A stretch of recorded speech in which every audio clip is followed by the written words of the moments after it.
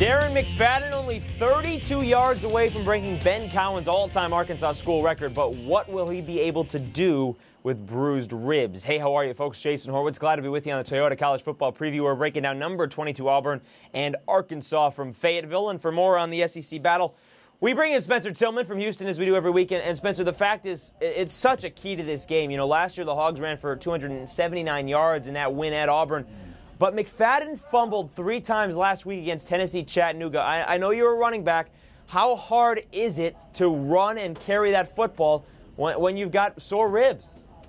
Well, anytime you have, incidentally, by the way, he still rushed for over 100 yards. But to your point, anytime you have issues in the core of your body, take an early Doucette, for example, LSU, groin, it's in his stomach, that's a problem. Ribs, up here, when you're carrying the ball, particularly if it's on your ball-carrying side, that's very problematic for a running back, no question.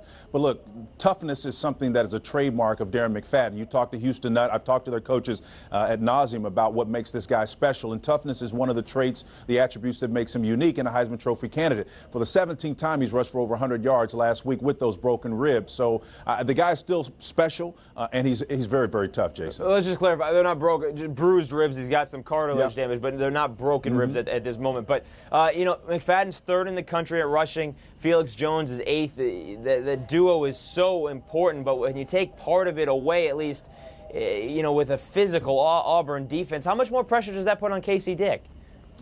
Well, it's a tremendous amount of pressure because he's still without Marcus Monk, their outstanding wide receiver, and Houston Nutt says he doesn't expect him to be available. So, you know, that's going to put pressure on the quarterback. But I think by formation and what they have done so far, they're going to have some success. Let's face it, they're up against it this year, particularly right now. They're 0-2 in the SEC. Incidentally, there was a friend of mine who owns an airfield in East Arkansas, kind of gave me a heads up on what they were planning to do. Last week in Little Rock, they had rented a plane and flew a little banner over it, and it had, I think, how to go, if memory serves me correctly, nothing better, as in Houston Nutt, nothing better than being 0-2 in the SEC. So the pressure is on right now for Houston Nutt and the Arkansas program.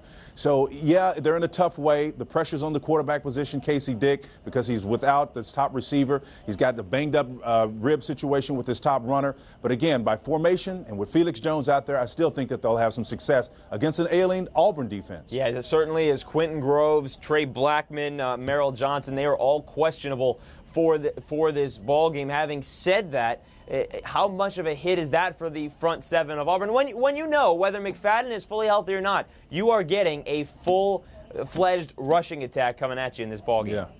You really are. And, Jason, I know it sounds like a broken record, but football is really pretty easy, and we have to come back to the fundamentals of the game. Anytime you're facing a spread attack, I don't care if it's a hog wild, a wild hog, or wild cat, whatever formation you want to call it, when you're spreading people out, you must play fundamentally sound defense. So that means blocking and tackling. And I use the word blocking applied for defensive scheme because it is about that. When guys are running across the seam, you can't really screen them naturally, so you got to get in their way sometimes. You can't let them rip and run through your zones, otherwise they're going to create voids in it. So it comes down to blocking, doing the fundamentals. And I think that's what Will Muschamp does a tremendous job, the defensive coordinator, linebackers coach for Auburn. They're sound in that area. And, of course, their head coach, Tommy Tuberville, has a pedigree in that area as well. You can always predict that Auburn is going to have quality defense. Well, Auburn's also going to have quality running. We've seen that, and now Brad Lester is back from academic suspension. The game against Vanderbilt was his first game back. Spence, he's there. Tate is there. You've got Fannin as well. Does Auburn run this game and get the victory? Well, I think they are going to win the game, and they'll outlast them. They'll do it defensively, and I think that's what's going to be the key. I think the combination of not having an out pitch at your wide receiver for Arkansas, McFadden's ribs being dinged up a little bit, I think that's going to take just enough offense away so that Auburn can come away with the win. And Lester, as you pointed out, gives them instant ability to control the clock offensively, and that's what Auburn really needs to be successful. I think Auburn will win this game, despite the fact that it's in Fayetteville. They'll win it by 3 points. It's going to be a close one, and at the end of the day, Arkansas will be 0-3 in SEC play. For our viewers that aren't familiar with that terminology, Fayetteville equals Fayetteville, Arkansas. Spencer, we'll see you on Saturday on the College Football Today. Thank you very much, sir.